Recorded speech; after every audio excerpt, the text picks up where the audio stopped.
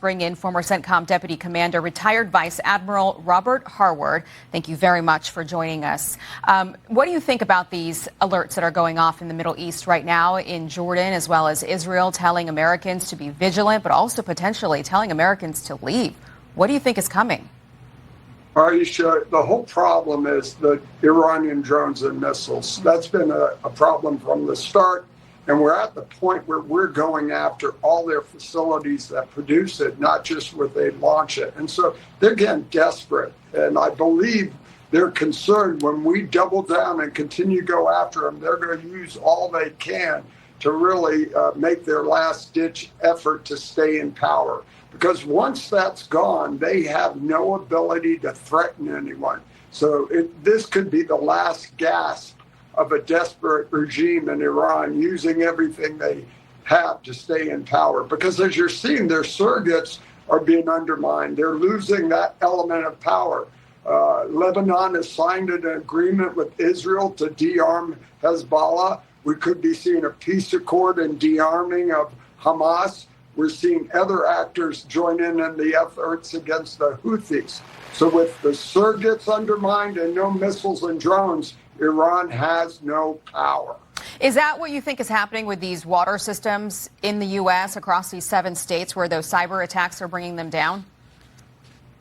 Well, Iran's always come after us in cyber activity. They went out, our credit card companies, our banks, institutions, they've been doing that for decades. So it would make sense this is a continuation of them. And again, leveraging all they can to stay in power. And this is their last shot, so to speak. The president's really created a situation where the regime is undermined in any manner. As he's seen, it's not about negotiations anymore. They're going to capitulate. They're going to agree to these things, or they'll be completely obliterated, as he said on numerous occasions. Here's the president during his cabinet meeting where he talks about how diminished Iranian missile stockpiles are. Let's watch here.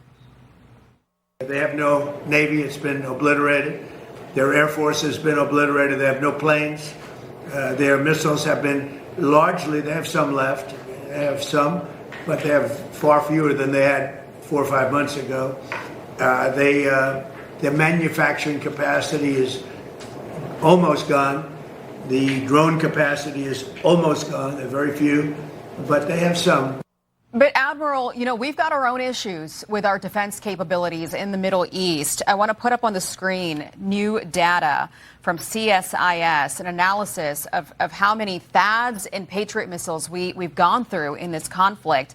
And it's down considerably. In fact, there's some research out there that we wouldn't be able to get back to pre-war levels until about 2030 at the earliest. So how would this impact, you know, CENTCOM's strategy, the president's strategy moving forward?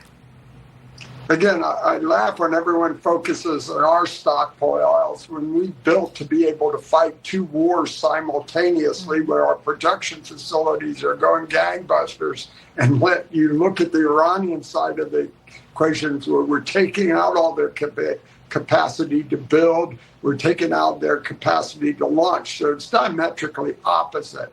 And we'll know when the war is truly over and Iran will capitulate is when they no longer have any missiles and drones. So just as the president says, we've seriously diminished their stockpiles, and the goal is to completely eradicate all of them and their ability to present threats. That's when this thing will be over. Just a quick follow-up to that. Yeah, I'm just curious about this because there was a report this week where our military personnel in the Middle East were being asked to give up their cell phones, or at least not use their cell phones, because it was making them vulnerable to attacks. Can you enlighten us about how that would work and why that would be dangerous for our service members? Without a doubt. I'll give you an example. That tracking device provides targeting information. I had a bad situation. I was in D.C. last week, got off the plane, and got to my hotel room, opened my bag. I had someone else's bag. I didn't know what to do. I called the airport. I called the front desk. I was a lot. 10 minutes later, there's a knock on my door. The guy whose bag I had a tracking device in it. He could find my hotel room. So take the same rationale and look at his cell phone. Any service member has a phone on him is basically a beacon, especially for a country with Iran with sophisticated cyber activity. They can track that and provide targeting information.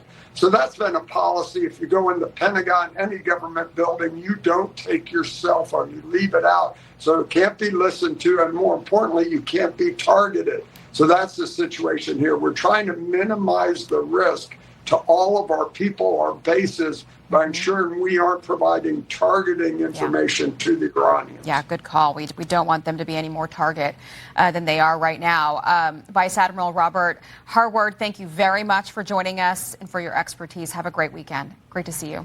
You too, Aish. Good to be with you.